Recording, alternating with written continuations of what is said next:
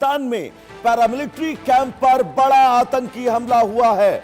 धमाके के बाद आतंकियों ने ताबड़तोड़ फायरिंग की है। 4 जवानों की मौत हुई है, 6 घायल हैं, 6 फिदायीन आतंकी ढेर हुए हैं, जबकि कई आतंकी अब भी एक्टिव हैं। जमात-उल अहरार ने इस हमले की जिम्मेदारी ली है। तो पाकिस्तान के कराची शहर में बड़ा आतंकी हमला हुआ है, जिसने सुरक्षा व्यवस्था पर गंभीर सवाल खड़े कर दिए हैं। यह हमला पैरामिलिट्री फोर्स फ्रंटियर कॉर्प्स के कंपाउंड पर किया गया, जहां आतंकियों ने पहले फिदायीन हमला करते हुए मुख्य प्रवेश द्वार पर जोरदार विस्फोट किया। धमाके के तुरंत बाद आतंकियों ने परिसर के अंदर और आसपास ताबड़तोड़ गोलीबारी शुरू कर दी, जिससे पूरे इलाके में अफरा तफरी मच गई। शुरुआती जानकारी के मुताबिक हमला कराची के गुलिस्तान जोहर इलाके में स्थित रेंजर्स कराची ट्रांसपोर्ट कार्यालय पर हुआ। सुरक्षा अधिकारियों ने अब पूरे इलाके को घेर लिया है और आतंकियों के खिलाफ जवाबी एक्शन जारी है। अब तक इस हमले में 4 जवानों की मौत की पुष्टि हुई है, जबकि 6 अन्य घायल जवानों को अस्पताल में भर्ती कराया गया है, जहां उनका इलाज चल रहा है। सुरक्षा एजेंसियों के मुताबिक 6 आत्मघाती हमलावर विस्फोट में मारे गए, जबकि अभी भी कंपाउंड के भीतर या आसपास कई आतंकी मौजूद हैं और लगातार फायरिंग कर रहे हैं। जिस परिसर को निशाना बनाया गया उसके आसपास रेंजर्स कार्यालय के अलावा एक विश्वविद्यालय और मौसम विभाग का कार्यालय स्थित है, जिससे नागरिकों की सुरक्षा को लेकर चिंताएं बढ़ गई हैं। एहतियातन पूरे इलाके को सील कर दिया गया है और अतिरिक्त सुरक्षा बलों की तैनाती कर दी गई है। अधिकारियों का कहना है कि आतंकियों को निष्क्रिय करने का अभियान जारी है और हालात पर लगातार नजर रखी जा रही है। जमात-उल अहरार ने इस आतंकवादी हमले की जिम्मेदारी ली है। हताहतों की संख्या बढ़ने की आशंका है, जबकि सुरक्षा एजेंसियां इस पूरे हमले की जांच में जुटी हैं। तो पाकिस्तान में बड़ा फिदायीन हमला, एक पैरामिलिट्री कैंप को निशाना बनाया गया, 4 जवानों की मौत हुई है। और फिलहाल इस पूरी खबर पर अपडेट क्या है, हमारे सहयोगी अजय जांडियाल जुड़े हुए हैं तमाम जरूरी अपडेट्स के साथ। अजय, बहुत बड़ा यह आतंकी हमला पाकिस्तान में, किस संगठन ने इसकी जिम्मेदारी ली है और फिलहाल अपडेट्स क्या है, एक बार विस्तार से बताइएगा अजय।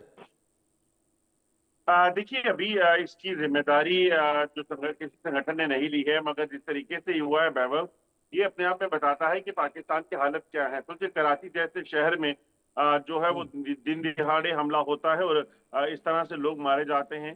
सुरक्षा बलों के जवान हो, उनको टारगेट किया जाता है और उसके बाद जो है ना सिर्फ धमाका एक्सप्लोजिव, बल्कि उसके साथ साथ फायरिंग की जाती है। यानी कि हमलावर जो है वहां पे मौजूद थे, वो ये सुनिश्चित करने के लिए पहुंचे थे कि जिस टारगेट को वो अचीव करने पहुंचे हैं उसे पूरे तरीके से हिट करना है। पहले हमला हुआ, उसके बाद फायरिंग। हालांकि सुरक्षा बलों के जवान वापस जब वहां से एक्टिवेट हुए तो उन्होंने वहां पर 6 जो हमलावर थे उनको मार गिराने का दावा किया है। और उसके बाद पूरे इलाके में अफरा तफरी थी। तमाम जो इलाके थे वहां पर उस वक्त पैनिक था कि आखिरकार ये अचानक से हमला कैसे हुआ, कौन लोग थे। आज पाकिस्तानी सेना इस पर कुछ डिटेल जो है वो साझा करेंगी कि आखिरकार ये कौन लोग थे, किसने हमला किया है, जिसको टारगेट करना था उनमें किसकी मौत हुई है और कितने लोग जो हैं इसमें अभी तक मारे गए हैं और कितने घायल हैं। अजय, जो खबर सामने आ रही है कि इस पूरे पैरामिलिट्री कैंप पर पहले ही आतंकवादी अंदर घुसते हैं दरवाजे पर, यानी कि जब वो एंट्री गेट पर पहुंचते हैं वहां पर फिदायीन हमला करते हैं। अपने आप को एक शख्स ब्लास्ट करता है और उसके बाद वो इस ब्लास्ट के बाद अंदर प्रवेश करते हैं और दनादन गोलियां बरसाने लगते हैं। तो ऐसे में यह तय है कि ये आंकड़ा जो लगातार हम दर्शकों तक पहुंचा रहे हैं कि 4 लोगों की मौत हुई है जबकि 6 घायल हैं, ये आंकड़ा बढ़ने की संभावनाएं बहुत ज्यादा हैं।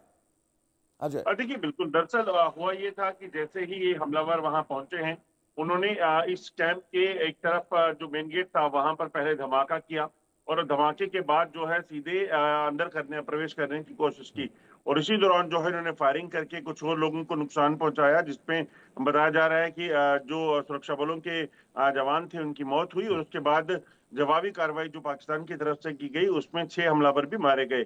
देखिए, पाकिस्तान ने एक जगह नहीं बल्कि कई जगह इस वक्त पाकिस्तान के भीतर कॉन्फ्लिक्ट चल रहा है, चाहे वो टीटीपी के खिलाफ हो, चाहे वो बलूचिस्तान में बीएलए के खिलाफ हो, या फिर पाकिस्तान के कब्जे वाले कश्मीर में जो पाकिस्तान ने मासूम लोगों पर अत्याचार किए हैं।